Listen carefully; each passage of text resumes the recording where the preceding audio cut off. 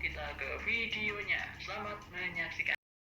Tanaman ini di rumah auto kaya yang harganya katanya bisa 150 juta, bahkan per lembar daunnya itu dinilai 15 juta.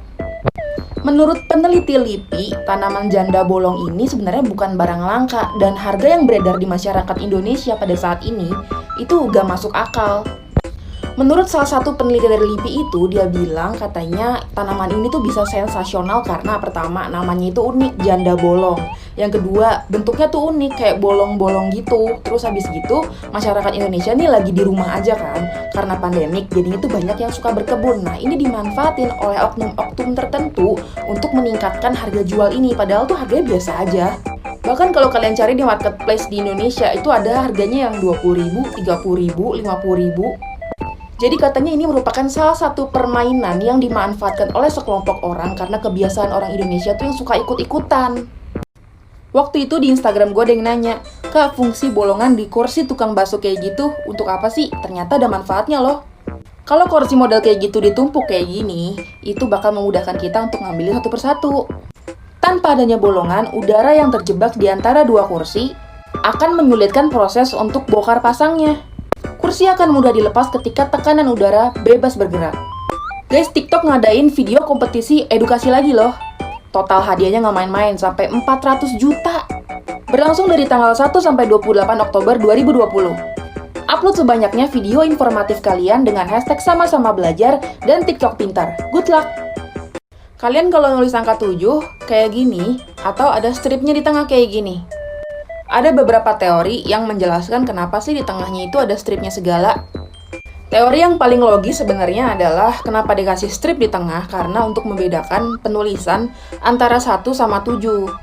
Karena kan ada beberapa orang yang nulis angka 1 itu kan pakai kepalanya gitu di atas kayak angka 7 kan. Jadinya untuk membedakan gitu.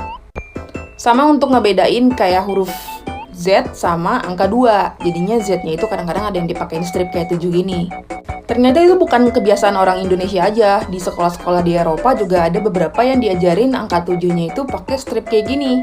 Tapi ada yang bilang juga ini berdasarkan kebiasaan orang Belanda yang diajarkan ke orang Indonesia dulu pas di sekolah-sekolah. Jadi orang Indonesia itu diajarin untuk nulis angka 7 pakai strip di tengah untuk membiasakan kayak gitu sampai mereka gede nanti.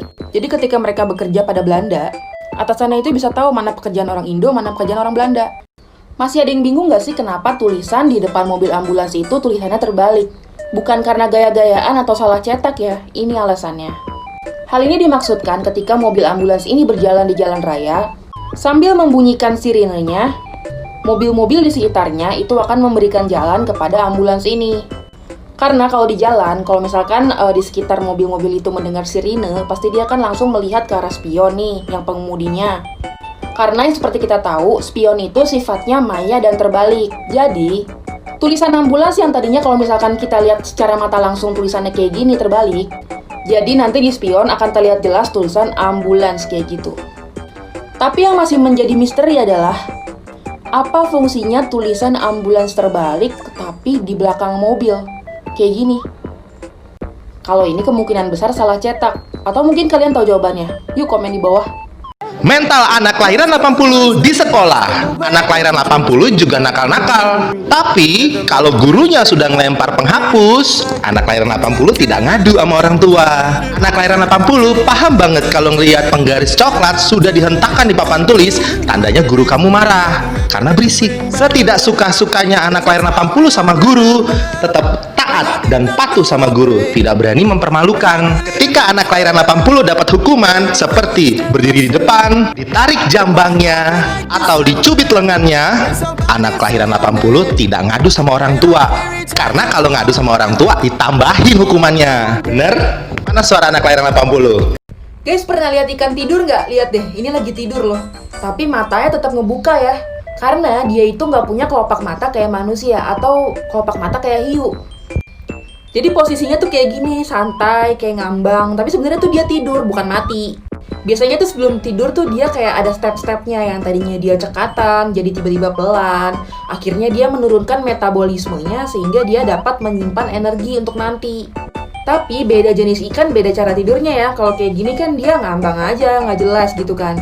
Tapi kadang-kadang juga ada yang untuk melindungi diri, dia nyelip-nyelip di deket batu-batu atau apa. Kalau misalkan emang di laut ataupun di kali-kali gitu.